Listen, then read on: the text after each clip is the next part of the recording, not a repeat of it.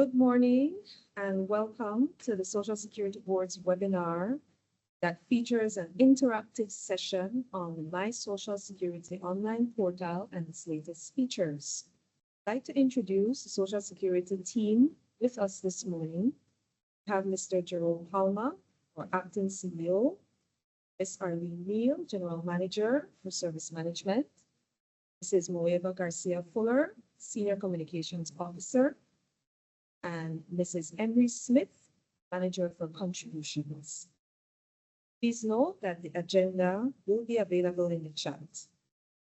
So we'll move right along with the opening remarks, which will be done by Mr. Jerome Palmer. Thank you, Vanessa. Good morning, everybody. Thanks for joining us. We are very appreciative of you taking the time this morning to join us.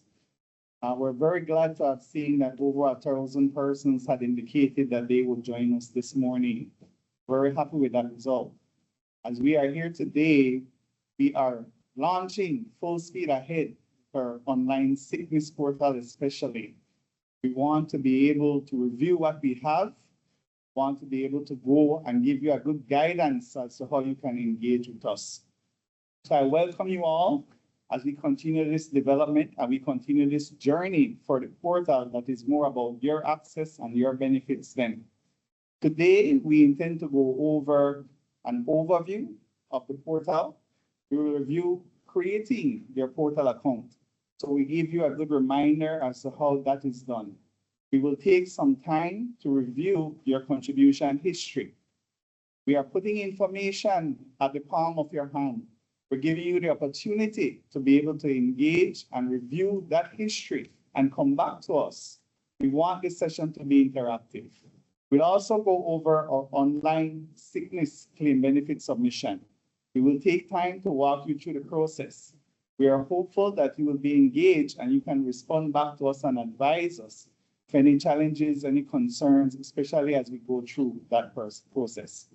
We'll also take our time to do a view, an information update, where you can go online and you can check your information that is up there in your portal, and you can actually update in some instances, basic features, and you can then advise us for some other information that you may need updating, like if you got married and you change of name, right? I would like to thank our team who has been working very hard in the back to develop the portal, to expand on the resources that we are making available for you today. I thank our developers and I thank our customer service team who have also contributed tremendously to the actual usage to make it as user-friendly as possible. We launched a lot of the features earlier this year. In January, we did a soft launch, a webinar. We're here today, a bit more rolling ahead with it. And we look forward to your engagement today because your participation since our launch in January has informed us and has helped us to further improve the portal. So we hope that today can be an engaging session. We hope that it can be one where you interact with us, where you can come back and guide us as to things that you would like to see. I will tease you as well and say that we do have additional features that we will roll out with the portal in due notice. Those will be coming. You will notice that our online portal has become the mainstream and the cornerstone of how we are engaging with you. We'll definitely be adding to it. So if you've not created your portal account, if you know people who've not created their portal account, we ask that you pass the word on. It is going to be information at your fingertips. It's going to be digital, current, relevant. We ask that you engage with us so you can support the development of what is really your online portal, all right? So I thank you for joining us this morning. I thank the team for pulling this webinar together. As we go forward with the session this morning, I ask that you lodge your concerns. If you're not too sure about anything, that you put forward so we can clarify as much as possible. The webinar will be recorded, so you will have access to it for the future. You can take your time to go back over it as time permits, all right? I welcome you again. Thank you for your participation, and I look forward to your active engagement. Thank you, CEO. Thank you so much. I'd also like to say that as we continue with the presentations. That the question and answer segment will follow after the presentations. At this time, we welcome Ms. Arlene Neal. She's General Manager for Service Management, and she will be discussing an overview of the My Social Security online portal. My name is Arlene Neal, and I'm the General Manager for Service Management. So it is a pleasure for me to be here along with the rest of the SSB team on this webinar informing our membership of the online portal, My Social Security Self-Service Portal, and the services that you're able to access as a member of Social Security on the services available via the portal. Based on what you're seeing on the screen, this gives an overview of the topics that we will address today, based on what the CEO just mentioned in the introduction. When you access the My Social Security Self-Service Portal, it brings you the convenience to have your information at your fingertips. You're able to connect with us once you create that portal account. The services available on the My Social Security Self-Service Portal, a customer is able to, through the registration services, either apply for a new registration the first time that you access a Social Security number as a Social Security member, or if you're already registered, services that are available through the registration feature that you're able to update your account, apply for a card, replacement card, or a card renewal, as the case may be. You are able to view your contribution history, which is a big ticket item right now, that you see your contribution record via your portal account. You're able to monitor and manage that information. We'll go into more details on that in terms of what you see, what action you're able to take, and how you keep that contribution history up to date. You're able to also submit a sickness benefit claim. Right now on the portal, that is a feature that we launched since January 2025 that has been gaining traction. One of the main features of that is that we've engaged our medical providers, the doctors, who you must go to get a medical certificate to declare that you're ill. We've engaged them as well as part of our online process to be able to eliminate the paper form.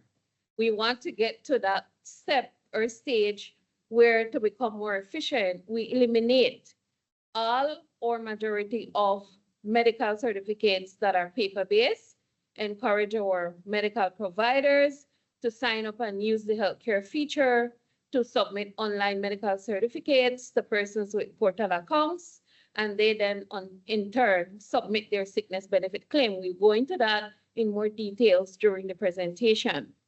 Another key feature, as I mentioned when I spoke about registration services, is to be able to update your bank information, provide source of proof via the portal. You don't need to come to the office to do so anymore. Update your contact information, meaning your email address, your telephone number. You don't need to come into the office to do that. Your change of address, you can do that specifically on the portal via your registration account, and you don't need to come to the office to do so. Again, access, convenience at your fingertips. Your marital status, your name, your beneficiary, those are key fields that you're able to update on the portal that may or may not require a visit to the office, dependent if you are changing your bio information that appears on your Social Security card. So all in all, the registration process we have enhanced that process, where the full registration process is you're not required to come to the office to complete all steps or stages. So this is an overview right now of the main areas that we will be covering today up until the duration of this webinar. There are new features that we soon will add to the My Social Security Self-Service Portal, as the CEO hinted, and that as well we are aiming to improve your interaction with us, our service delivered to you, and online access via the convenience of your My Social Security Self-Service Portal. So in a nutshell, that is an overview of the main areas that we will be addressing today, including demos and further details of each one of these areas as we go through the webinar. So thank you for taking the time to join us, to interact with us, and to host your questions after we're done with the presentations. Thank you very much. Thank you, Ms. Neal, for giving us an overview of the My Social Security Self-Service Portal. This time, we'd like to welcome Mrs. Moeva Garcia Fuller, our Senior Communications Officer, and she will take us through the process of how to create your portal account. Morning once again. I am thrilled to be here with you all to aid in the dissemination of very important updates about the My Social Security Portal. So as mentioned, my role this morning is to go over step by step how you can not only create, but how you can activate a My Social Security Portal. Ms. Neal touched on the functions of a My Social Security account that really exist to make life easier for you. But as I go through the demo this morning, I want you to think about 3 key words. Those words are comfort, convenience, and access. That is what we are doing today as we provide you with information and show you how to gain access to your portal accounts. You are going to be able to access your portal at any time in the day from anywhere. That gives you the comfort, that gives you the convenience, and you are accessing all your information. So essentially, having a My Social Security account translates to you having one account, and that one account manages all your Social Security information.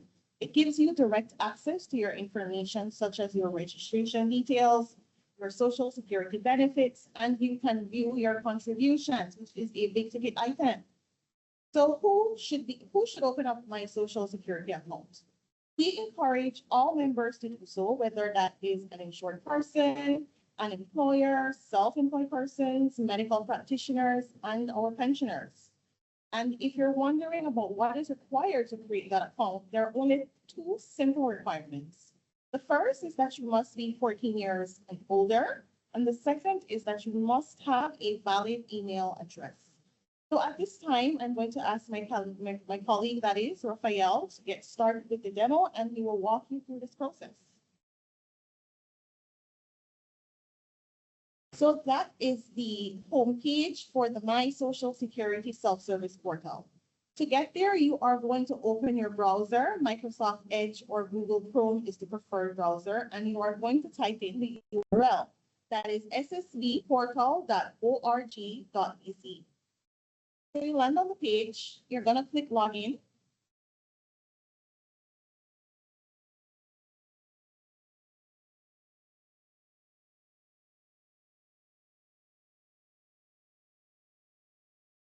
Having a slight delay, but it's moving. There we go. You click Login. From there, you are going to select Sign Up Now.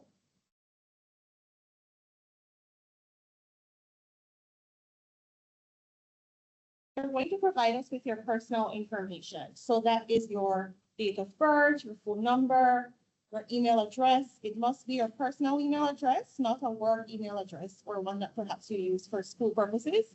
Your personal email address is ideal. So we're going to be populating those fields with some information so we can go through the process step by step and for you to see exactly what is going to occur.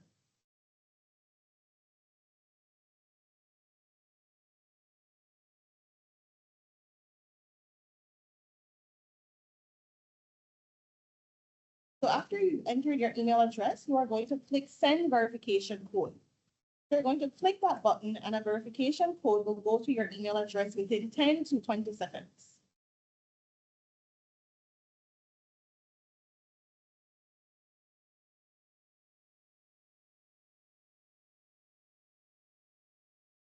So you're going to look at your inbox, you are going to obtain the verification code, and you are going to place it in the verification code box.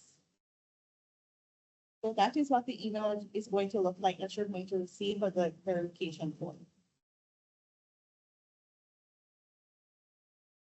It has the code there. You're going to copy your code and you are going to go back over to your My Social Security screen and insert the code.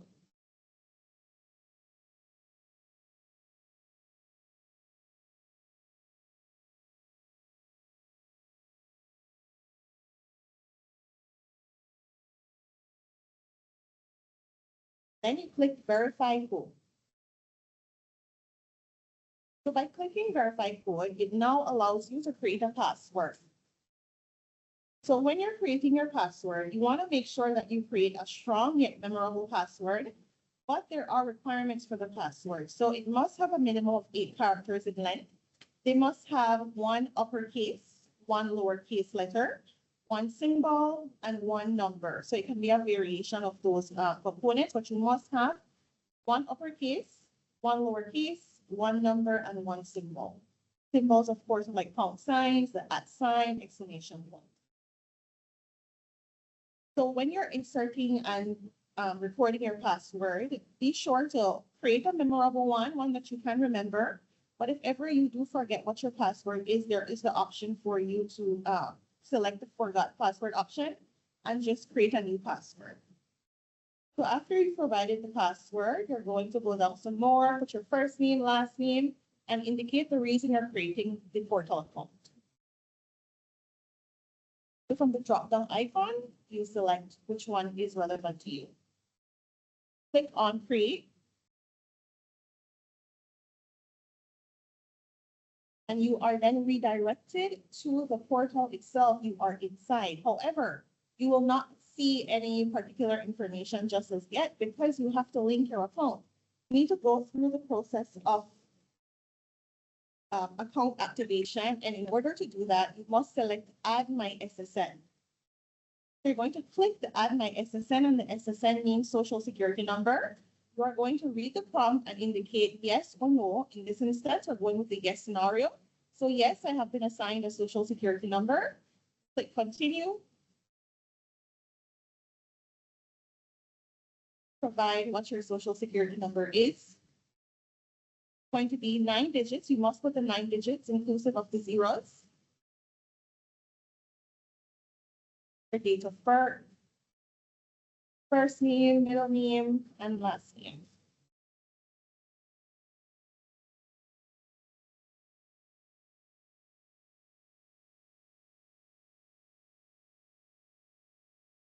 Then you are going to click Request Link to My SSN.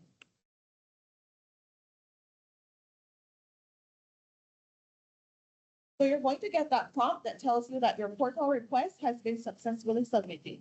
So there's no need for you to submit another request to Social Security, but you must go to your inbox and look for the email that tells you what to do to activate your account through facial recognition. So we've jumped over to our inbox and you're going to see it right there. It's going to say no reply. Welcome to my Social Security self-service portal. Going to tell you you've requested account activation, which is what you've done. And it gives you a full instruction guide as to what you need to do to have your account activated and giving you that direct access to your information. So the instructions that are there, and we're zooming in for you to see very clearly. You need to take a clear photo of yourself from shoulder up, and you're going to hold a photo ID beside your face. Your photo ID can be your Social Security card, it can be your passport, or it can be a voter's ID. So what we're trying to do is we're going to confirm your identity. So you taking a clear photo of yourself and putting it next to you lets us know that you are who you say you are, and we are then able to proceed with the necessary activation. So from that photo, you are going to attach the photo that you've taken alongside your ID and send it to us in an email to that email address that's there, which is activate@socialsecurity.org.bc. Again, the email address is activate@socialsecurity.org.bc. And that email then comes to a dedicated team of customer service agents who review the information you've submitted and they proceed with the activation of your account. Now, I want you to take note that account activation can be done in person at the nearest Social Security branch office. So it's really your preference. If you want to go the route of convenience, not having to actually leave your home, you can do the entire process online. But if you want to activate in person at the office, you have that option as well. In both instances, you want to make sure that you have your reference number with you, and you'll have your reference number in your email, your individual emails that you'll receive, and it's going to look similar to the one that's up there. Be a combination of numbers and letters. And from that, the activation is done, your portal account is approved. You are then able to access your My Social Security account information via the portal, putting you in control of your Social Security information. So to summarize what was just said, we are going to put up about 2 slides on the screen because if you are someone like me, you prefer visual a lot, and that's very helpful. So we're taking into account all the different types of members in the audience that we may have today. So we're going to put up 2 slides, and it really synopsizes all that we've talked about as we did that quick demo.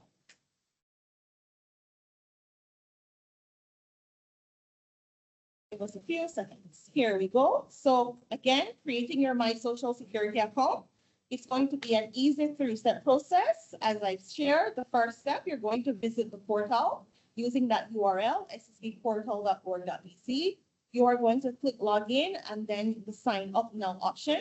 The second step, you provide us with your personal information. That's your date of birth, phone number, your email address. You need to create your password, and then you know that the password has a minimum requirement of 8 digits and it must include uppercase, lowercase, one number that is, and 1 symbol. Enter your first name, last name, the reason for creating the account, and then you click on that button create.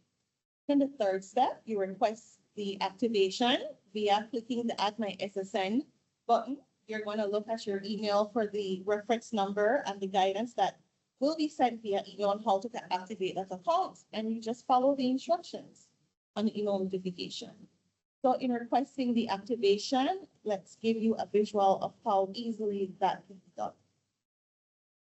Again, 3 easy steps. You are going to take a clear photo of yourself from the shoulder up, holding your photo ID. Those options for your photo ID will be your Social Security card, passport, or your voter's ID. You put it beside your face. Attach the photo to an email and send it to us at activate@socialsecurity.org.bc, and make sure that the reference number you've gotten in the email notification is included in the email you sent to us for us to locate your request very easily and give you access to the portal in the click of a button. And once again, if you do not want to go the online route, but we prefer the online route because of its convenience to you, not to us, you have the option of visiting the branch office in your area to activate in person. And that is a quick overview of how you can create and activate your My Social Security portal account. Please feel free to document any questions you may have in the chat. We will be reviewing those questions as we proceed and give you the necessary support and answers that you require. So thank you so much. We move over to the next segment. Thank you very much, Mrs. Fuller. That was a very detailed account of how you can create your portal account, and also a little bit about the back-end process for the linking aspect for the account. At this time, very much like to welcome Mrs. Emily Smith, Manager for Contribution Services, and she will now be discussing the contribution history view. Since Moeva went over creating your portal account, we will now log into your portal account with the email address that you provided along with your password. So Raphael would demo for us the login option. Okay, so you would go back to the login page and you would enter your email address along with your password. And you log in.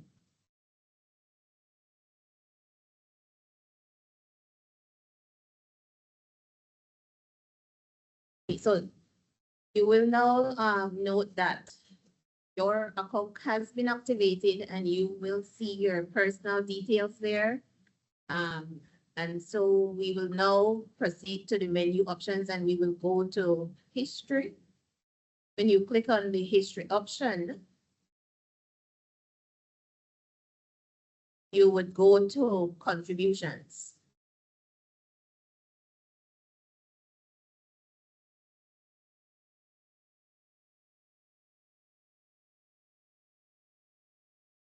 There is a disclaimer here. I will do just a brief summary, but we encourage you to read it fully before continuing.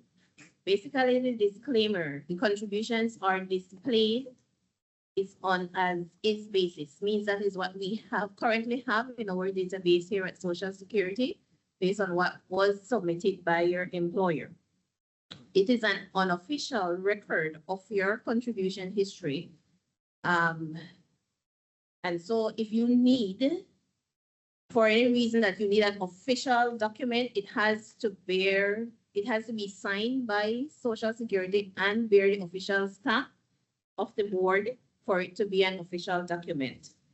If you are not satisfied with the contribution record as is displayed, you are required to submit an employment declaration form with supporting proof so that we could proceed to do further verification of your contributions that we currently have.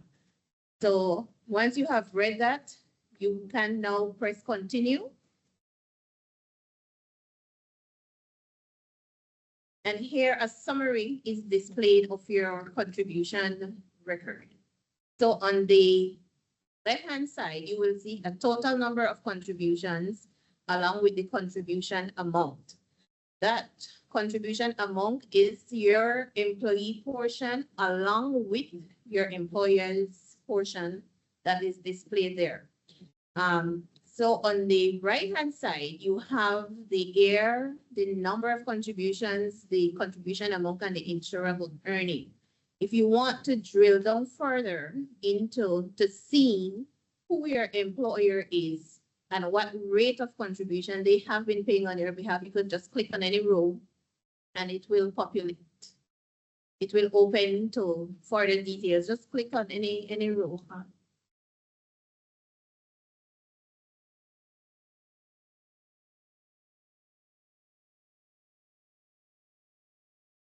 Okay, so here it will display your employer information, the month and the weeks that have been submitted and paid on your behalf, along with the contribution amount and the insurable earning for each of these group of contributions. So if it's here that you review and you see that your salary might have been at a higher rate, and you feel that, and you have proof that it should be something different, that is where you would come in and request the employment, you would submit your query so that we could do further research, or we would visit the employer to verify what the actual salary should have been. And so this is what your contribution history looks like. And it is important that you check your record very regularly to ensure that the proper deductions are being made for all the employment period that you have been working. If you notice, if we go back to the summary sheet, we should have, if you're a person who have been working since June 1st, 1981, your summary should reflect from 1981 to current. So do not wait until you are making a claim to check on your contribution record. It's now at your fingertips. You could go in, check it, ensure that it's correct, it's accurate, and that will assist us in processing your benefits faster, and that you are being paid the correct benefit rate and amount that is due to you. So we encourage you at this point to go in and check your contribution history, make sure that everything is okay, that we can go back and do research, visit your employer, do what we need to do to ensure that it is what it reflects your true contribution history throughout their lifetime. So we proceed now to just give a summary of the contributions page, where we will do the schedule of what we have, how you can check your contributions to ensure that the rate is correct. So there is a the contribution schedule is on our website. And it's broken down by the salary range that you can verify for yourself to ensure that the correct deductions are being made by your employer. So here is the contribution schedule. So if you notice on the left-hand side, it gives you the salary range. And once your salary falls within these range, the column that has weekly contributions, that is telling you total that should be paid. And it's broken down by employee-employer. So the employee's portion, if you will see there in the columns that are highlighted in yellow, that is the employee-employer share. And it gives the total. Your employer is responsible to submit the full amount to Social Security Board. And so you can verify that they are submitting what they should. And that ensures that your benefit is being paid at the correct rate. So thank you as we move on to the next segment. Thank you very much, Mrs. Smith, and just want to stress the importance of checking your contribution history, because it's one of those determinants to determine if you are eligible for benefits, and also it plays a role when retirement age as well. So at this time now, we would like to welcome Ms. Arlene, General Manager for Service Management. She'll be talking about registration and benefits. Welcome. Thank you. For this segment, we'll be looking a little bit more into the details of accessing your portal. Since we've gone through the steps already you've created your portal, we've linked your account to your existing Social Security record, and now we want you to continue to access services that are available via the portal. Emery spoke about accessing your contribution record. And so now we'll go through the accessing the portal to update your registration information, and also to demo the sickness benefit submission online. So Raf is assisting us through this process. So again, the same step, you go to our website, you find the URL, you enter your email address, the one email address that you have that you use for that portal account, the password, your secure password. Make sure you report it or store it somewhere so that you don't forget. And in the event you forget, then you use the forget my password and create a new one. So this is your portal account. We're starting with the sickness benefit. What you're seeing here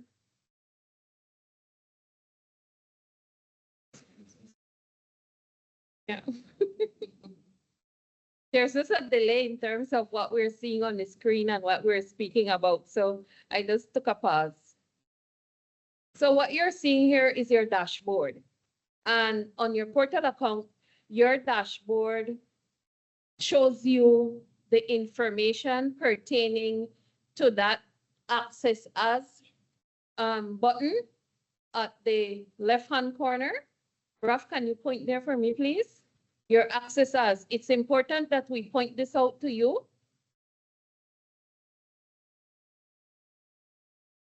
It may be your left, my right, whichever the case may be. So that access as button, it's important we point it out to you, because that is where if you have multiple roles, multiple portal access, you will be able to drill down, and the information that is displayed on the dashboard will be relevant to the account that you're accessing as on that one portal.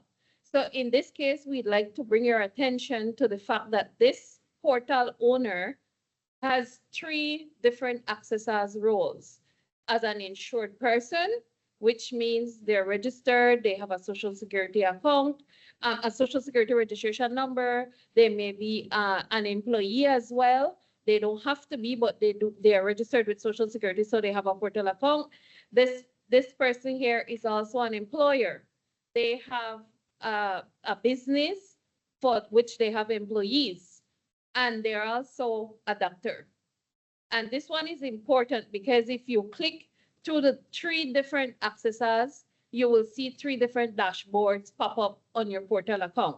So you have to be careful whenever you're logging in if you have multiple roles that you are in the correct accesses role, okay? And in this case, this one is the employer. This the employer access as for this portal owner, and you notice the information on the dashboard changes. And then we have that of the doctors. Now we want to bring your attention to this one, especially for our medical practitioners who may be with us today on this call. In a nutshell, what this is showing is that given the healthcare feature that we mentioned earlier that is now available for doctors to assist us in using the portal to submit online medical certificates for sickness benefit at this time. And as we roll out the other benefits that require a consultation with the doctor and a medical certificate to initiate a claim with Social Security, those other benefits will be available for the doctors to use and issue a medical certificate likewise via the portal. And so here you see the healthcare professional details. The doctors would provide us Social Security. We have contact persons. If they contact through our branches send that information to dedicated persons here at headquarters who will assist the medical practitioners in accessing their portal account. They provide us their email address, telephone number, Social Security number, if they have one. We create the account and we ask them to validate the information. And so if that information is correct based on the licensing information that we get for that doctor to practice in Belize, that will show on this dashboard for the healthcare professional. And that's the details that is there. Once that is done, that particular medical practitioner can now use the healthcare feature to issue online medical certificates for any insured person or member that goes to that doctor when they're sick for a medical certificate to certify their illness that will initiate a Social Security sickness benefit claim. So that is the dashboard for the medical practitioner. And this starts the online submission of that medical certificate. The doctor will have the view. Once they've created that medical certificate, this is what the doctor will see in that healthcare feature, that they have the option to add medical certificates. They have a listing of the medical certificates that they've created and submitted to the insured person. That does not come to Social Security. Those medical certificates that the doctor creates via the healthcare feature is submitted from the doctor in this environment, the online environment, to the insured person's portal account. And when the insured person opens their portal account, they will access that online medical certificate from the doctor. So this is what the doctor sees. Okay, continue.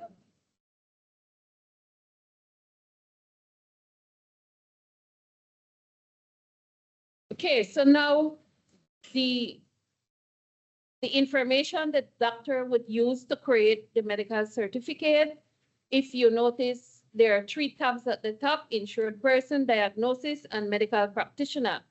And on the actual screen, when the doctor is interacting with the healthcare feature to create the online medical certificate, this is the information that they will include. It is important that the insured person or member that is accessing that consultation for a medical certificate with the doctor present their Social Security card to ensure that the doctor captures the correct and accurate information, which helps us significantly to ensure that we don't have to return that claim. It is not an incomplete claim, it's fully completed. And this is a feature that assists us significantly with that step. Present your social security card to the doctor, and the doctor will populate this insured person information. Continue.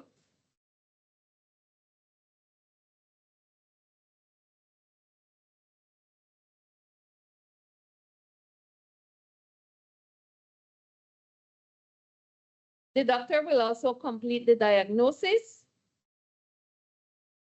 the date of examination, which is very important, the diagnosis, and you notice this information, as I said, is not shared with us at this point. It's at the doctor's uninsured person member stage. They enter if there's any other condition, and then they enter the period of incapacity. You will note some red fonts on the screen. It prompts the doctor to say that you cannot proceed from here unless you've completed this information, which is critical to the completion of the medical certificate. It indicates the first date of incapacity and the end date, and if the patient is fit to return to work after the period of incapacity. So this is similar to what we have on the manual. We have on the manual form. And then if there is any other comment, and that the doctor has to certify that the person is incapable of work during that period.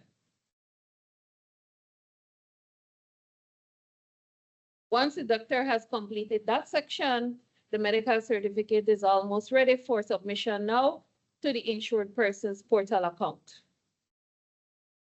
Okay, this is the information on the doctor, where they are practicing from, which clinic they're attached to, if it is private, if it is an established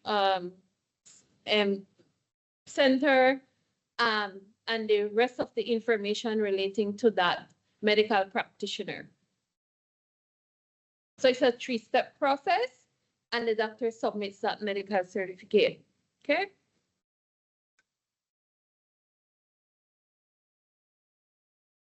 So the insured person will not see this part of it. They will only get the online medical certificate that the doctor has completed. We're just waiting for the system to react. See? Okay. So you will see a summary of the medical certificate. The doctor must agree to the two sections of the information indicated there with the checkbox, and then they submit that medical certificate. When that is submitted, the doctor will get a confirmation. They go back to their dashboard. They would have a record of that medical certificate that they submitted for that insured person or member, and the insured person or member can now access that online medical certificate via their portal. So we'll show you that next. And this is controlled by the doctor only. So that claim, that medical certificate, after the doctor submits it to the insured person or member portal account, that medical certificate is not with Social Security, it's with the insured person, and they have to go to their portal account to pick up that medical certificate to complete the submission of their sickness benefit claim. So that's the other step that we are going to show you now. So I would have logged into my portal account. My accessors then would be as an insured person.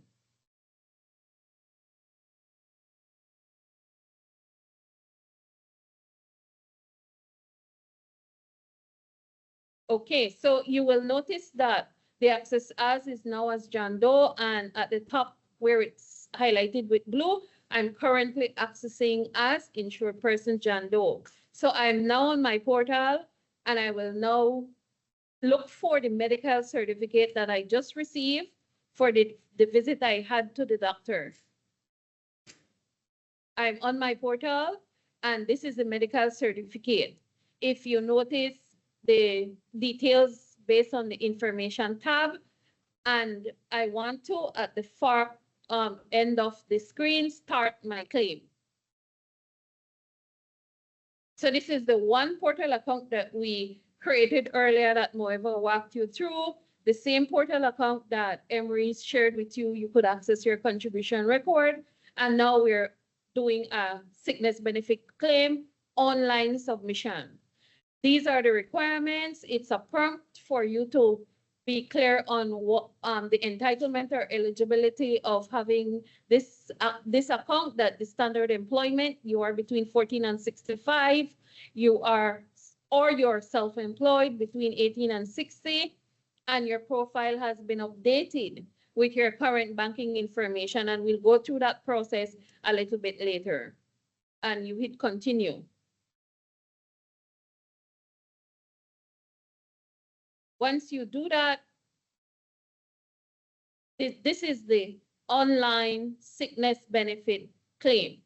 This replaces the manual form. And if you notice, because you're on your portal account, which is linked to your registration, your Social Security registration account, the person summary is auto-populated. The dates of incapacity is auto-populated from the medical certificate that you receive from the doctor via the healthcare feature. Important, your banking information. And we must have the correct banking information, the updated banking institution that you're transactioning with, to ensure that when we do that direct deposit of your benefit, once your benefit claim is payable, that it goes to the correct account. There is a turnaround time, there are fees if it's a wrong account, if it's an outdated account, because there are times you have that experience with the bank if you did not update your account. For the Social Security purposes, we populate the information as to the banking information we have on your account, on your record, sorry, and we ask you to reconfirm, is the above banking information correct, yes or no? If you say yes, then you will be able to proceed. If you say no, it will prompt you to update that banking information for us to be able to process your claim and pay you to that correct banking info, pay your benefit to that correct banking info, right? The claim information, it asks, is this claim related to an injury at work? If it's related to an injury at work, you will not be able to proceed if you say, if your claim is related to an injury at work and you say yes, you will not be able to proceed from here. You'll be routed to the website for the employment injury claim form. If your injury is not at work and it is a sickness benefit claim, natural illnesses, then a natural illness, then you select yes, no, and you're able to proceed because it's a legitimate sickness benefit.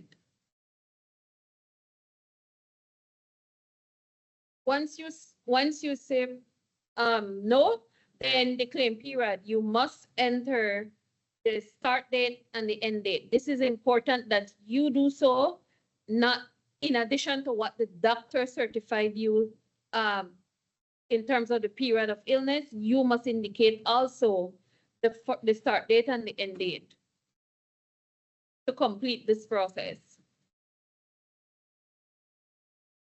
There are some parameters, controls that is built into the system in terms of the parameter of the date ranges that you're able to enter. You have your employer popping up, your address, sorry. No, that is your employer. And we ask you to confirm if this is the employer for the period being claimed, meaning, is this the employer you're working with at the time you fell ill? And that is important because we'll have to send some information to request confirmation from the employer. If you say yes, then you can proceed.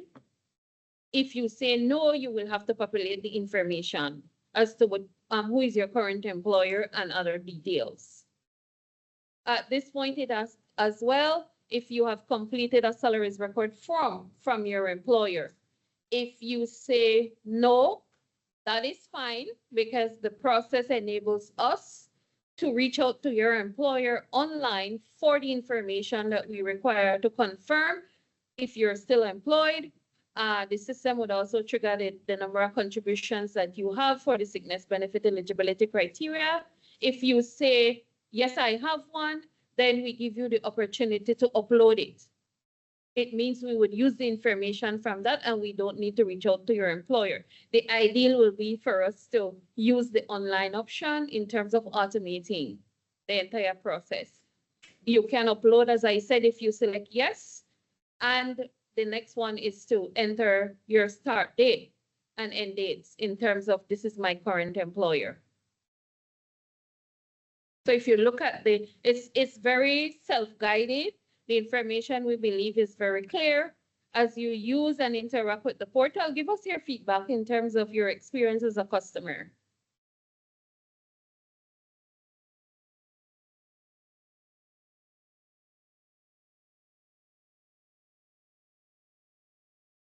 This is not really a functional interface of our portal. It's just that we are demoing, so we're switching between connections. Yes.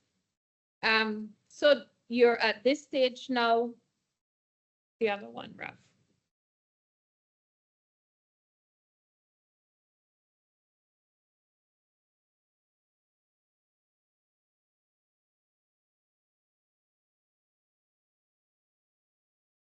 Submit.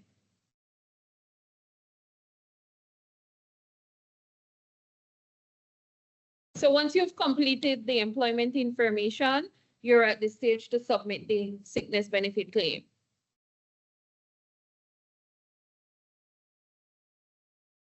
Of course, you have the declarations, and in different stages or phases of the online interaction, you will see these declarations, and these you must ensure that you read them, you accept them, because it's a part of the process to enable you to proceed. If you are familiar with our manual sickness benefit form, these are the same declarations that you would have had to indicate on the manual form for us to be able to accept and proceed with your claim as a complete sickness benefit claim. So once you accept the declarations and you submit, the claim will then be submitted to Social Security, and you should receive an email, a confirmation email that your claim is submitted. Okay. You're able to go back on your dashboard now, similar to what we showed you in terms of the doctor. You have access now to your dashboard to see that you've submitted that claim. You have the email in your inbox to confirm that your claim was received. And we now proceed to review that claim internally to SSB. The other stage that we would interact in terms of this sickness benefit claim and information would be that we then would reach out to your employer. If you did not upload a salaries record, the manual salaries record, because some people would have accessed that from their employer still. If you do not have a manual salaries record, that is not an issue. Our next interaction with this online sickness benefit claim, here you're seeing the sickness benefit claim on your dashboard, that it is an active, the status is active, and you're able to view it.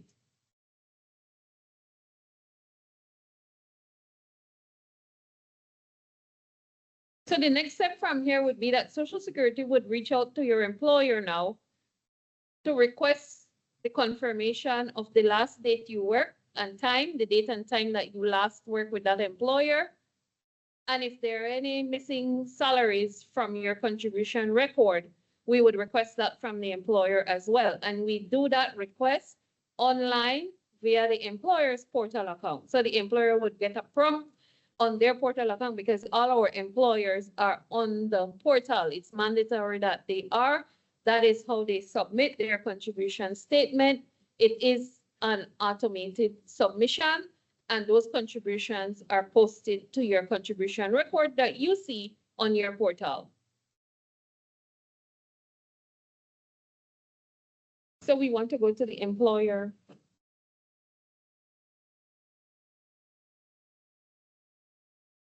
So all that you're seeing there is your insured person dashboard portal account.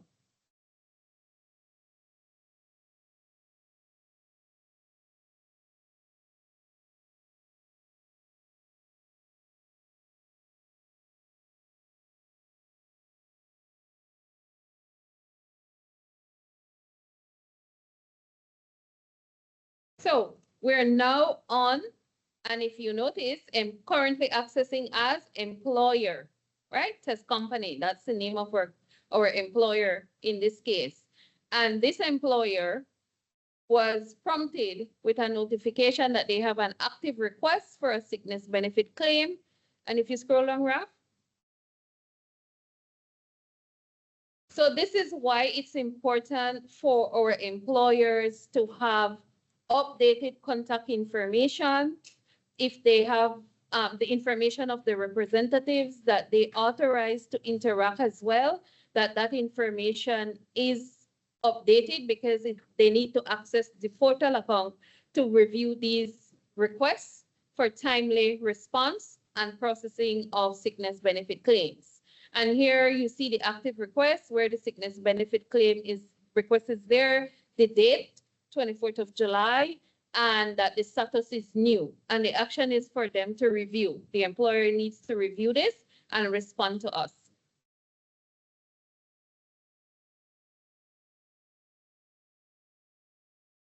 The employer will confirm the information that we requested, review and update missing salary information where applicable. You notice it's populated in the gray box. Sorry, with the same information that would have come from the medical certificate from the doctor and the period that you said that you are ill. And so the doctor must populate, the employer must populate, or the authorized representative of the employer will populate the date you last worked, the time you last worked, and if you were employed at the time you fell ill with this employer. And that is what Social Security used to determine insurable employment. If at the time you became sick, you were fully employed with that employer. There, again, the declaration pops up. The employer or their representative must indicate, agree, and submit. That information then would complete the requirements for your submission of your sickness benefit claim. From there, the online process or automated process kicks in, and the system reviews your eligibility for the information that we receive on that sickness benefit claim. And once that claim is reviewed and your claim is allowed, your claim status on your portal should be updated. Your payment goes to the updated bank account that you gave us, and you get an email notification as well. So once that claim is processed by the Social Security team, if you go on your portal dashboard now as the insured person and you check the status of that claim, it should be updated.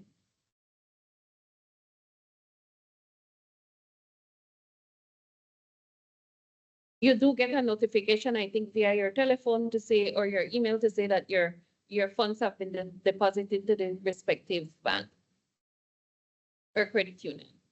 Okay. This is your benefit claim decision that you will receive via your email indicating the decision of your claim. If it's allowed, if it's disallowed, why, if it's allowed, the duration and the amount. And that all of that is available on your portal and in the email that you shared with us to contact you. That basically completes the online submission of a medical certificate by the doctor to you, the insured person, member, to your portal account, you completing the sickness benefit online, submitting that to us.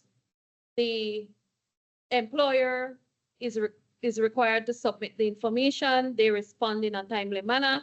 You are also able to see if your employer is delayed in responding. You can prompt your employer if so, and we process that claim. That takes a matter of a day or so, depending on the employer's response. If that employer responds within the same day, by the end of the day, your claim would have a decision. By day 2, you should have the notification of your payment if the period is due for payment. Okay. We now move to the updating of your registration information.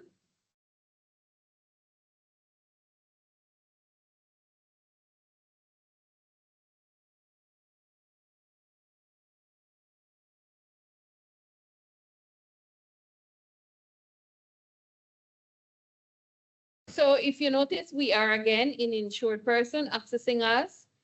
This is your dashboard. You have your personal details.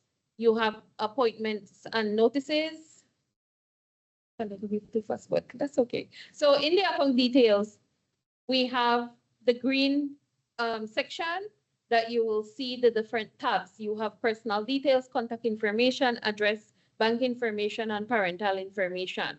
As I mentioned before, some fields that are on here, especially the personal details, if there are particular fields that you will change, your name, your date of birth, your nationality in terms of if you've changed immigration status, those appear on your social security card.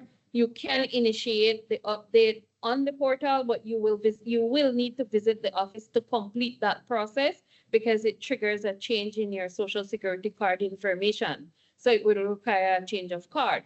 In terms of the contact information, the address, and the bank information, those are three areas that you do not have to come to the office anymore to update that information. You go on your portal account, you enter the new information, you save the changes, and you submit that to us, and we will process that automatically. As a matter of fact, the contact information and the address information is an automatic update, except if we're unable to locate the new address that you updated, you indicated, and we have to go through a process internally to confirm that that is a valid street name, etc.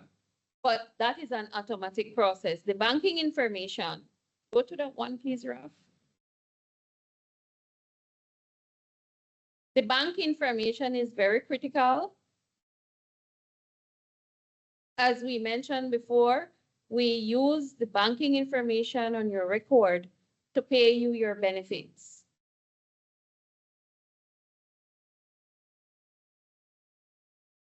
For the bank information, you must upload the proof of banking. We need to see your name, we need to see the account number, and we need to see the name of the institution, the bank or the credit union that you do business with. And so that information you have to upload proof of that, and there you go. The banking institution field, the name on your account as it appears on that proof that you'll upload, and the correct account number as it appears on the proof that you'll upload. Once you submit that to us, we proceed to update your banking information, and you do not need to come to the office to do so. We encourage all insured persons and members to do their banking info update, not at the time they're doing a sickness benefit claim or any other claim, but update it once there is the need to do so, so that the information is readily available. And that's one less step that you need to go through when you are at that point that you need to make a claim. Okay.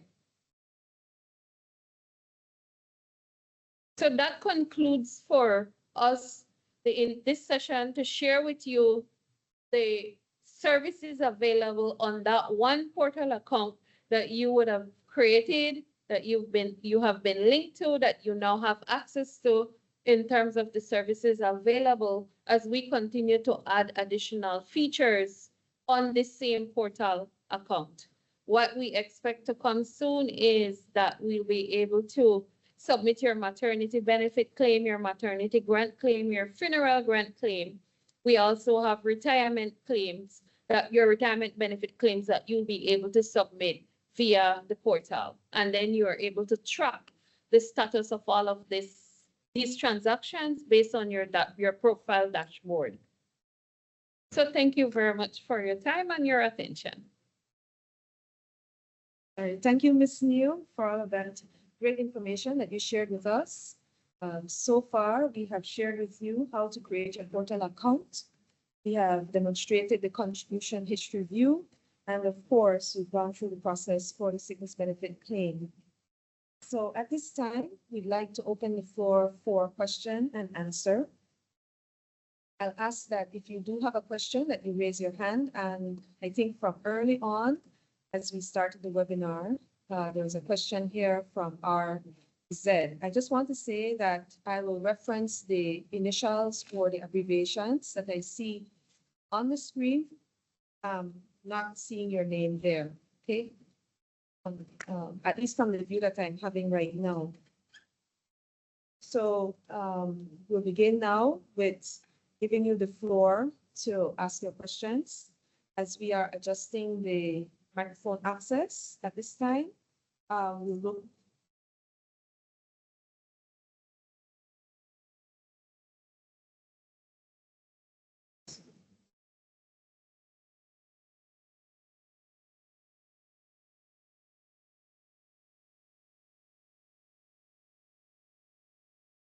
Okay, so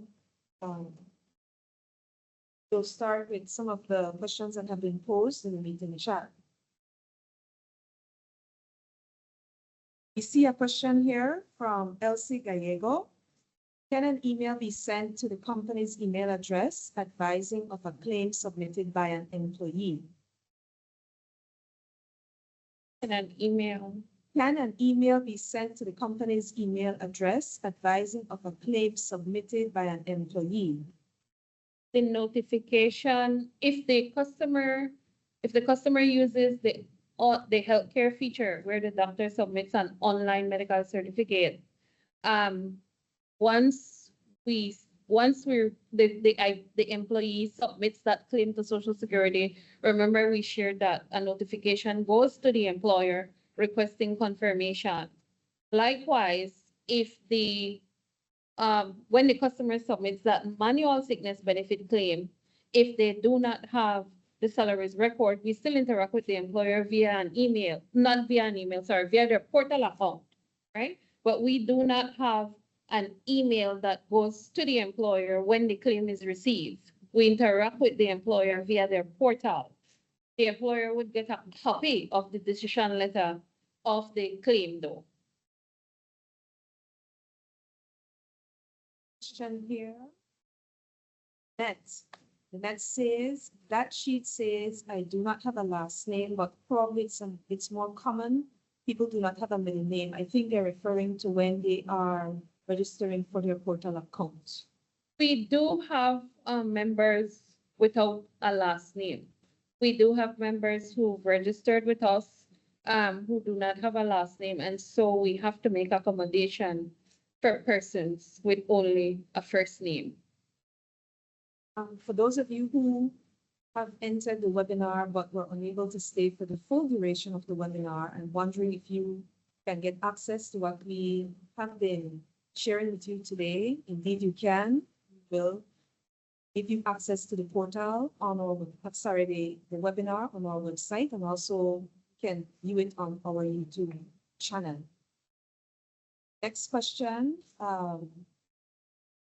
This person said, if the password can be reset, I believe it can be reset, right? Forget password. Yes, yes, there is that feature to reset the password. And Hi. yes, you have the floor. Go ahead. Hi, Miss. This is Miss White. I tried setting up this online portal, but the part where I said to get the verification code, we got your email. I not get a code. Okay, how I ask again, it just not come to the email. So I can't proceed from then. Dinah White. Your cell phone, or are you using a computer? I use my computer.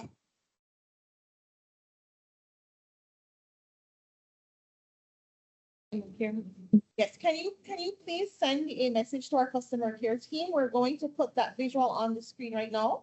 So you have their contact information and they can give you one-on-one assistance and ask you the necessary questions to permanently resolve it, okay? Okay, sure. I'm Thanks. gonna put that up right now for anybody else who has any similar scenario and they need that one-on-one support.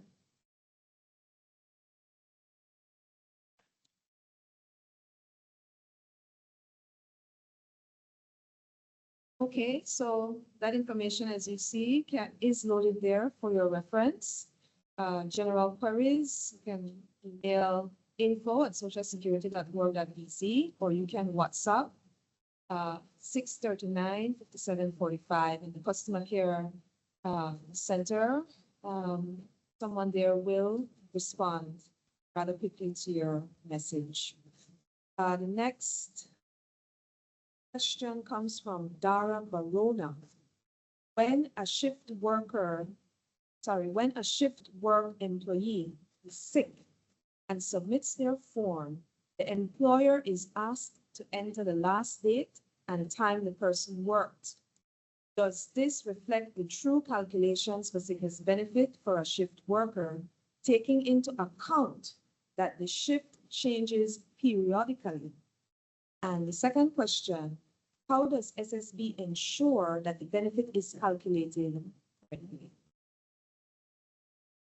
The contributions reviewed for shift workers, we have to consider the period or days they worked within that period of illness and the period that we're assessing for the eligibility of their sickness benefit. So that 13 weeks leading up to the first week that they fell ill and the 50 contributions required of 50 contributions previously.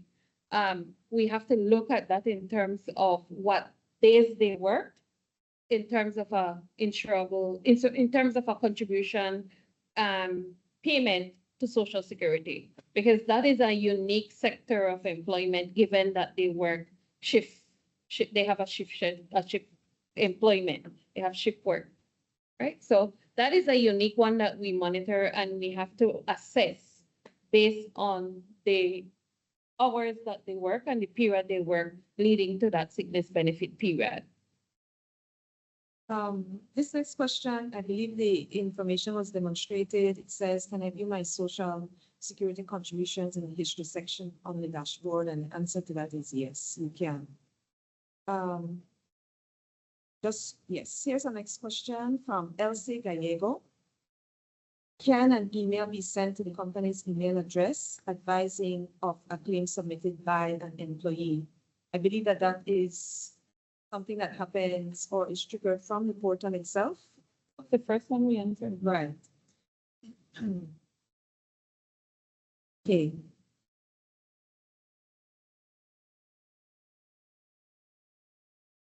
And the next Hi, question. good morning. Sorry. Yes, go I ahead. had a question. For when it comes to the injured benefits, do we submit these through the portal as well? No, at this time, injury benefit is not on the portal. You have to still use the physical employment injury form and submit it to the respective branch. So they need to take it into the office themselves, Yes, right? Yes, Okay. you All need right. to still Just do want- do so. Yes, Okay, just wanted to clarify. Thank you. correct.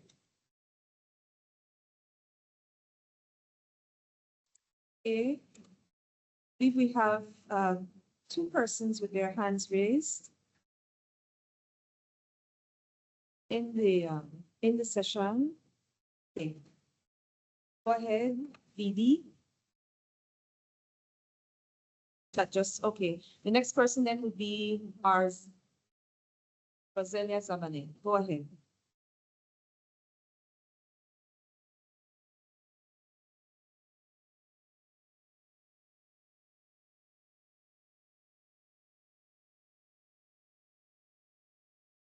Okay, Sharima Zatina, you can go ahead.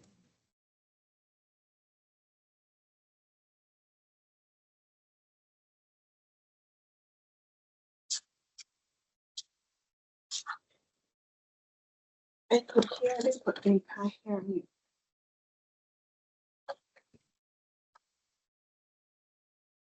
I am hearing you.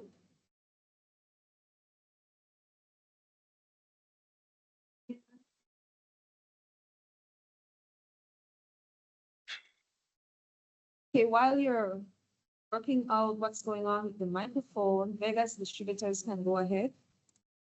Hi, yes. Sorry, with the submission, because right now our employees still need to submit the physical paper from the doctor, right? Because not all doctors are doing it online yet. Is there an option, let's say they take a picture of it and want to submit it, like, do you have an option to submit 2 pictures, or does it have to be just 1 file? Because not everybody really have a scanner on their phone or a scanner available to use. But I remember I was trying one for someone and they only had a picture, but you couldn't submit the picture, like 2 pictures, then only 1 picture you could have submitted. For the sickness benefit, you make a very valid point. We want to encourage our doctors, all our doctors, to get on the healthcare, use the healthcare feature, use our portal to assist us to have all sickness benefit claims submitted online. We're not there yet. We're working on that. So yes, we still have physical medical certificates that we receive, that the customer will receive.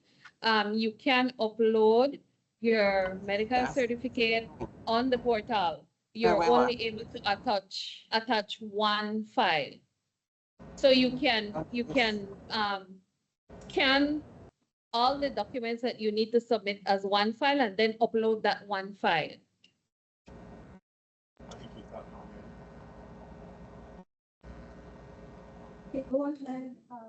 Yes, good morning. Yes, good morning. From Brody's here, ma'am. I just have a question. We have like 400 workers, and we had an incident already with one the medical certificate that the doctor sends direct to you. The employee, I didn't get anything from my end, and how can we confirm what date they stop working here? We don't have the date or the time. I don't know because Brody's is all the way in Belmopan. We have Northern, we have Albert Street, and I am all the way in the office. So how can we get a confirmation when that when the employee went off from the job? The employee, we would have to check if the employee submitted that claim to Social Security, because we would only be able to take the action to request the information from you as the employer to confirm their employment if the person submitted a claim to Social Security. If they went to the doctor and they did not submit that claim to Social Security, we are unable to provide you any information, right? So the employee has a responsibility based on labor law to update their employer on that sickness period. Yes, because they said the doctor didn't give them any medical certificate. Should they be asking for a medical certificate? By labor law, they should, as far as I know, that they have to inform their employer why they're out sick. So that is something you would have to address with the employee in terms of your company's requirement. But SSB can only act if a claim is submitted to SSB. It was the doctor sent in the medical certificate, and the office, the employer didn't get any. That's the whole problem there. And the doctor didn't give any to them. I guess everything is new, so they didn't know they have to ask for a medical certificate to bring to their employer. Did the doctor submit the medical certificate using the portal? Yes, ma'am, he did. Because if the doctor submits via the portal, the employee needs to pick up that claim via their portal. And when they are to submit, they will get a summary, and that is what they should provide to you. So once the doctor uses the portal, they will not give you a physical form. Okay. It's either the physical form that they're not on the portal, or if they submit via the portal, it will be the employee have to pick up that claim, as was demonstrated in the demo. Okay. So it won't be 2. The doctors won't give you a physical one if they submit it via the feature. Well, I guess everything is new at this point, so we will be meeting stretches here and there, but I guess we'll overcome them. Thank you very much. I noticed that Ms. Danette Burns was trying to speak at least 2 or 3 times now. Okay. All right, well, go ahead, Ms. Burns.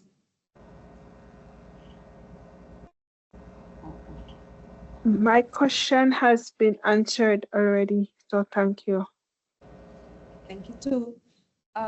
Also, we have someone registered under the name Payroll Pay. Your hand is raised in the webinar. Please go ahead. Hello, good morning. I just have one quick question when it comes to the employee and employer payment contribution, I should say. Here I am right on my personal portal, and I want to understand how it is calculated. I can give you guys a figure and what was deducted from the from my portion and what was submitted for the employer, but it's not adding up. So the figure here is going to be 280 weekly. 2 weekly. And based on the calculation here, I see that the employer's portion should be 18.06 and the employee is 9.94, totaling to $28. However, on whatever I was the earning, it's not adding up. It's giving $13 instead.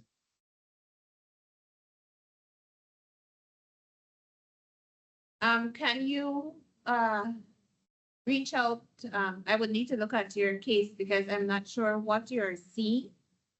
Can you reach out to me at, you could call this afternoon at 822-2163 and ask for Mrs. Smith, and I will address your case.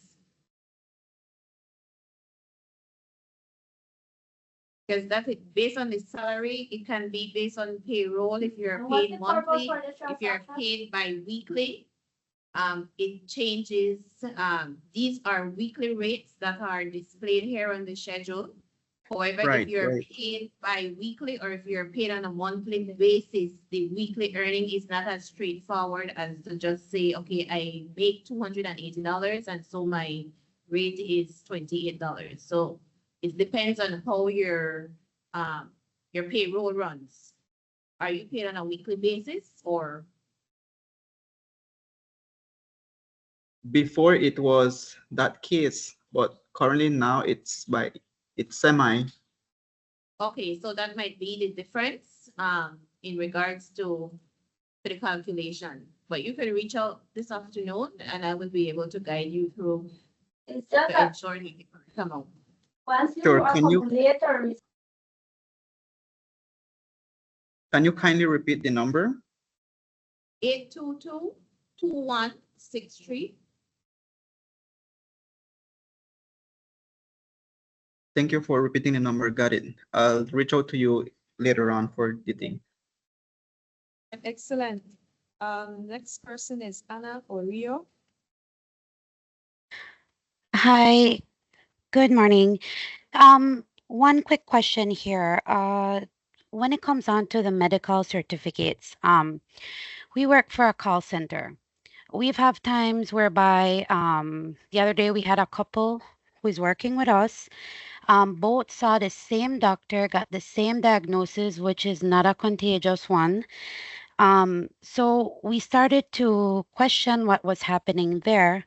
Do you guys do checkup on these doctors? How do they gain access to portals? Do they have to go through an association? Because we're seeing it regularly that some agents go to the same doctor. For some reason, it's always the same diagnosis. So we're not sure if they're paying the doctors to give them some days, or how do you go by investigating something like this? Firstly, to practice in Belize as a doctor, that is not within SSB's purview. That's within the Ministry of Health that you have to go through that certification. SSB accepts medical certificates from any licensed certified doctor registered in Belize. So once we get that list from the Ministry of Health, those are the persons that we are able to accept medical certificates from.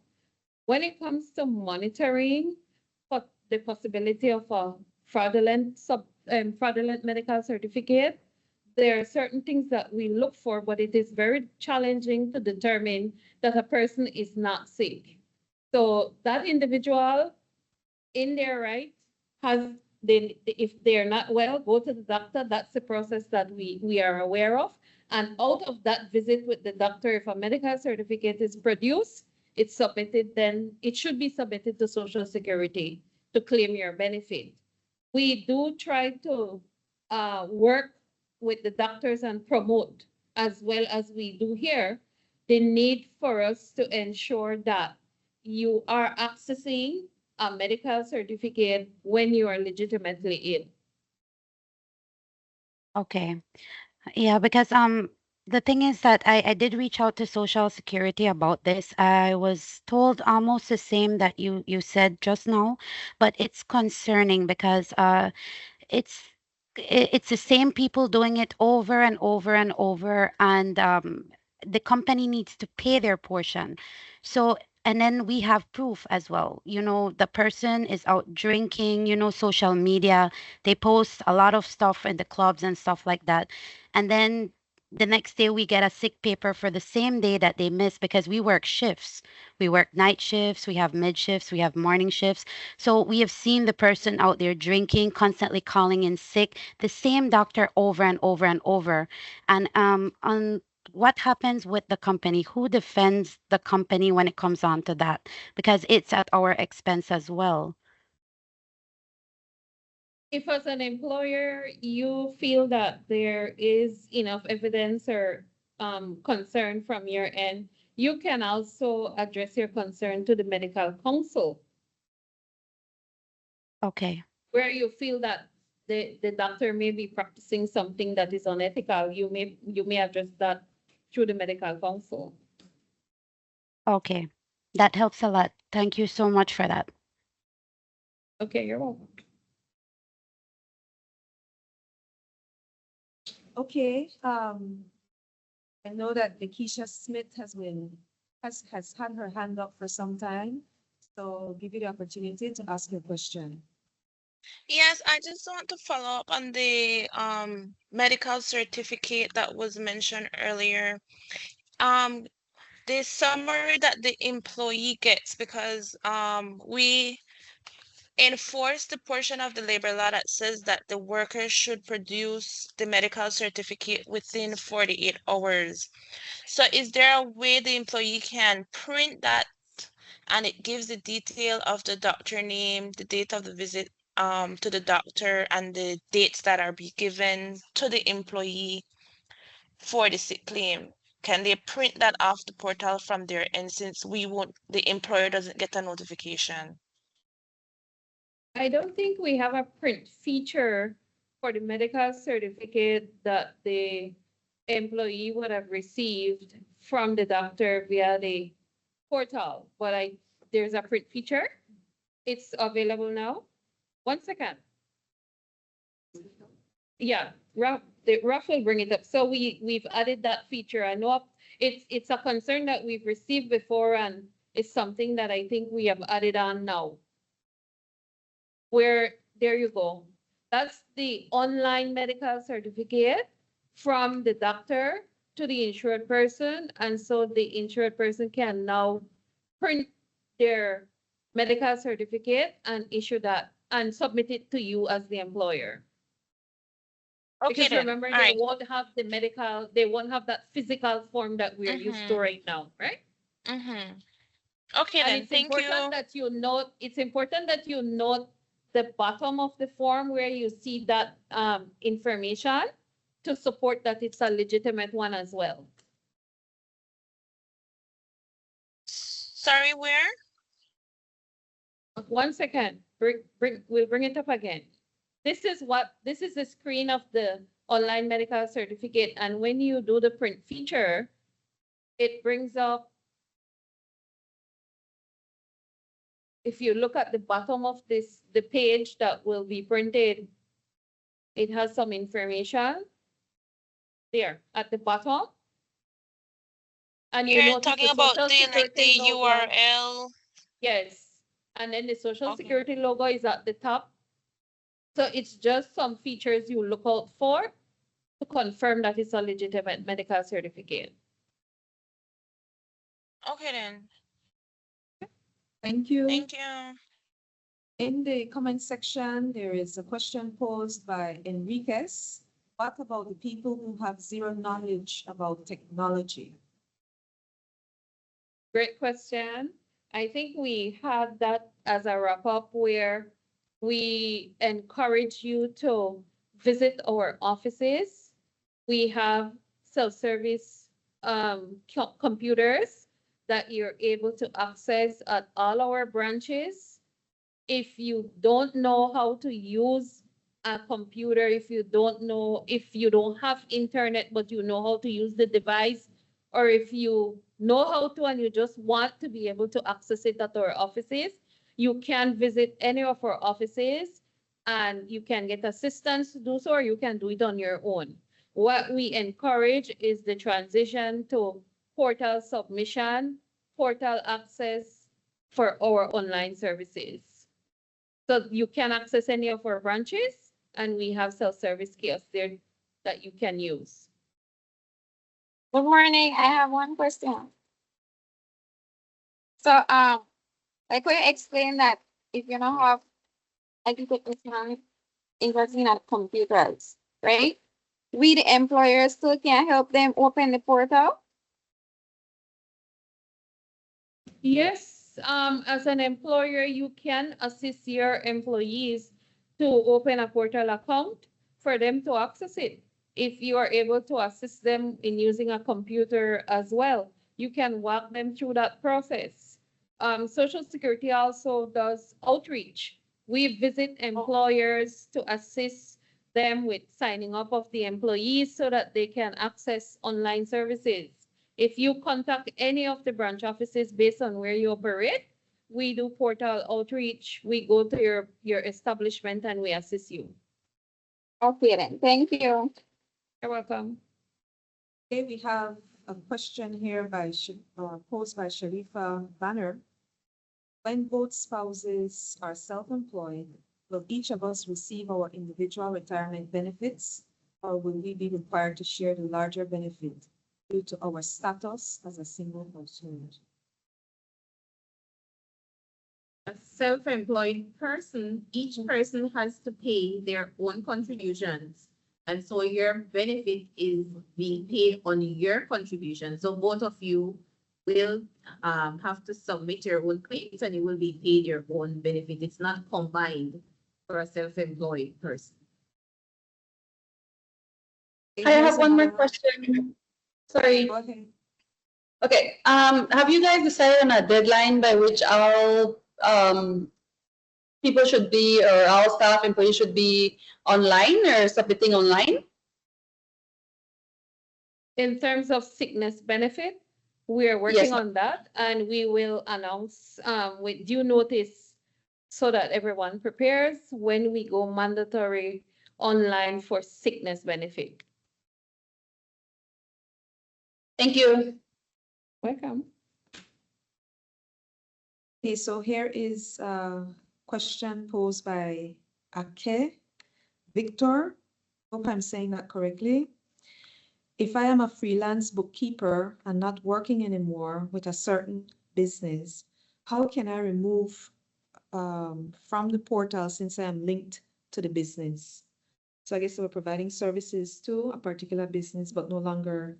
So in that case, you can send an email to our customer service team requesting that your email address be unlinked from that employer. Provide the name of the employer that you are linked to, and we will remove access from that. It's important that the employers who are on this call, if you have somebody at a rise and have access to your account and that person leaves your business, you need to inform us of the email address that they were using that was linked to your business so that we can remove the access.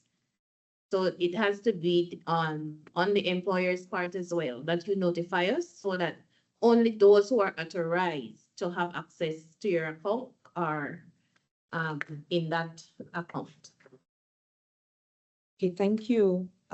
Here is a question from Hi, Jay. is there a particular email that we supposed to be sending that information for the removal?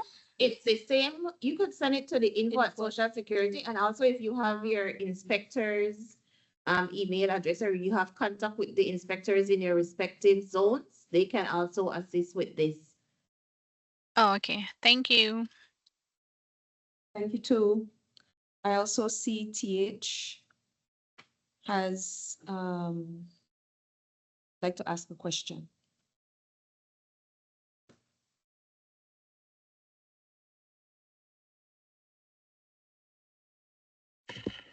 Hi. I wanted to know how long is the salary sheet valid for? Because we have instances whereby some of our employees would just submit the claim, and we in finance, we do not prepare the salary sheet, and then we also have, and then the claim is processed. But then we also have some claim whereby we maybe like, because we would use our discretion and say if they have a salary sheet and we submit that and they fall ill within that same month, we wouldn't provide them with a salary sheet since it's within the same month. But then sometimes that claim is returned saying that they need a salary sheet. So I just wanted to clarify, how long is the salary sheet valid for? This salary record is required for a sickness benefit claim. Once the sickness benefit claim is separated by 8 weeks or more. So for this first claim, a salaries record is required. If that person falls ill again within the next week or two up to the 8th week, no salaries record is required. But what we have done on the portal is we reconfirm with the employer if that person is still employed. If after 8 weeks that person fell ill again, then we have to request a new salaries record. And that's not addition to that, that is if you're not using the portal. Because if you are now fully submitting online using our portal features, we no longer request those salaries from you. Once the employer is paying and have submitted and everything on time, we don't request those salaries anymore because we already have it. So we will just request for you to confirm the last date and time work. So using the portal removes some of those additional work for you as the employer. Okay, I have noticed that as well. And in that regard, we have a situation whereby one of our staff, he brought in the medical certificate for us to prepare the salary record. But before we could prepare the salary record, we received the email from Social Security asking us just to clarify the last date and time work. So in that case, we did the verification there. So then we do not need to provide the salary record for that person. Am I correct? That is correct. Okay. And then also, in the event you have a claim being submitted on behalf of the insured person from the doctor, I noticed in the portal when while you were giving the demo, what if the doctor would make an error with, say, maybe the date? Because you know the dates are important for the payments. So what if the doctor would make an error? Maybe he put the day before the person actually visited or something to that effect. Is there any way on the portal that maybe when the insured person is doing their part on the portal, is there anywhere there that they could correct the mistake? When the doctor creates the medical certificate online for the employee, and they submit that medical certificate, it only goes to the employee, as we said. So when the employee opens their portal account and look at that medical certificate, if it's incorrect, they can reach out to the doctor to submit a new one to them. Because remember, at Okay, that point, it doesn't come to it's not at SSB as yet. It's only on the IP's portal, right? And in the okay, event that they proceed to submit and the period that they're claiming and the doctor indicate they are incapable of work is not aligned, then we have to address it. Remember, we showed that the doctor would indicate the period they're sick and the employee would indicate the period they're sick, and those two periods have to align. okay. And in the event you have to verify, do the verification of the dates or so. Who would you reach out to, the doctor or the insured person? It could be both. It could Both? be both in that case, yes. Okay. Yeah. And then also how many days from the date that you visit the doctor does the doctor have to submit the claim on the portal for the insured person? Because That's because I do know that it's 14 days we have to submit or claim to Social Security, right? correct, yes. So let's say I go to my doctor and the doctor maybe forgot to submit the claim. How can the insured person deal with that? That is where the insured person would indicate a late reason if it's beyond the 14 days. And we review the late reason and make a decision if we accept that late reason or not. But I encourage you, since the portal is available to you, that once you leave that facility or that doctor's office, that they submit it before you leave there. That you ensure that they have your social security card, that your name is correct, because those are information that they need to input there. So I would encourage you to have them submitted at that same time that you are there. And remember, you can always check. So if you go home for whatever reason and they didn't do it and you go home and you do not see it on your portal, then give them a call and say that I'm still waiting on my claim that you have not submitted so that I can now submit to Social Security. So you now have a view through your Okay. portal to see those information. Okay, and then as the insured person, you go to the doctor. Is it an option for the insured person to say let the doctor submit the claim? Or the If they're insured person? Sorry, go ahead. If they're using the feature, yes, the doctor will submit through the feature. If they're not on the portal, then it would have to be a manual claim Okay. form that the doctor will complete. Okay then. Thank you. Okay. We have a question here by Elsie Gallego. Can an email be sent to? I did that one. Okay. Here's another one from Jay. Is there or can there be a separate login as employer for the person that submits monthly contributions and the person in charge for reviewing and submitting sickness benefit claims? So on your employer's portal, there is contact information, one for compliance contact and a benefits contact. So the emails can be different there. So under the compliance contact, that is usually the person that does the payroll or in charge of dealing with Social Security and their inspectors and so forth. And under the benefit contact, that would be the one that would deal with claim. So you could also, as the employer, go on your account as well, and you could update your information if the two email address needs to be different. You ensure that the compliance contact is different from the benefits, and that is what separates who gets the notifications to deal with the different areas. Okay. Here is another one from TASL. Is it mandatory that the doctor submits first on the portal and then the employee? I have had instances where the doctor does not submit anything, but the employee goes ahead and submits first? With the healthcare feature, the doctor is able to initiate that online medical certificate via the portal if the person has a portal account, and that makes the claim process faster and easier, more complete as well.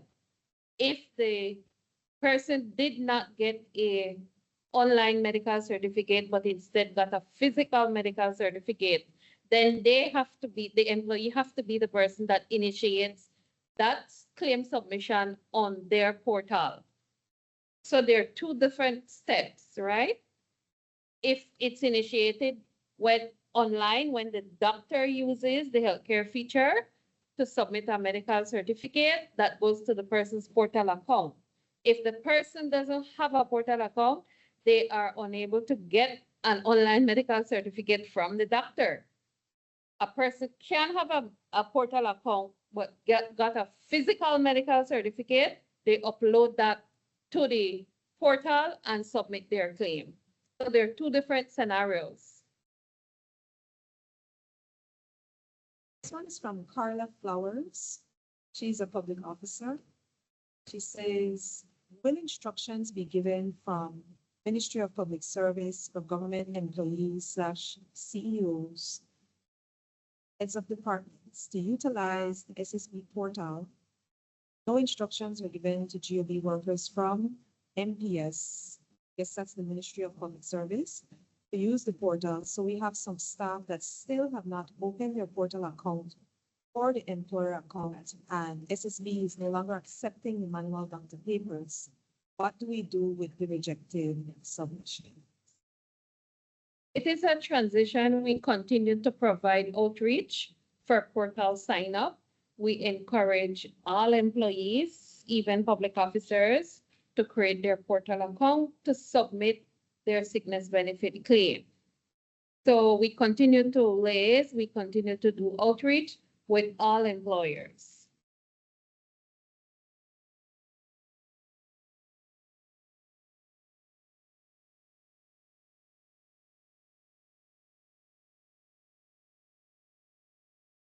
Quite a lot of questions so far. Are there any more questions that I would like to ask at this time? Just giving you that one last opportunity in this session. Of course, you know that you can reach out to us at any time via our customer care center.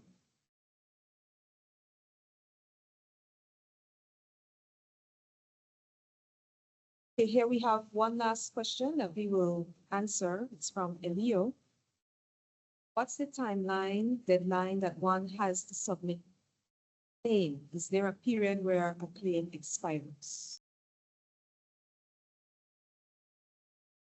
You must submit, if it's sickness benefit, we're talking about sickness benefit, must be submitted within 14 days from the first day that you fell ill. And you need a late reason if it's after 14 days. After 13 weeks, that sickness benefit claim may not be payable.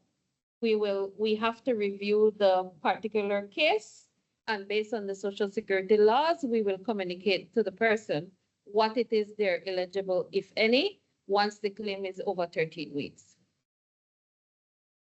All right then, please note that there is a feedback survey link that has been included in the chat for our session today. It's only 8 questions, and we're very much interested in your feedback to today's session. The SSB is in an active digital transformation phase and will continue to automate and digitize services to increase efficiency and convenience. This may be the end of today's session, but it's not the end of the conversation. Stay tuned for our next webinar. We've got more exciting topics ahead. Don't forget to follow us on social media. We have an FB presence. We also are on TikTok and Instagram. And this webinar, you can find it on our YouTube channel after today. And of course, we will have it on our My SS page on our website. Thank you so much for your interest and participation, and we look forward to having you again when we advertise our next webinar. Thank you very much, and thank you to the SSB team who has been here working tirelessly to answer your questions and to provide you with detailed information to make you more effective and to increase your convenience when you use the portal. Thank you.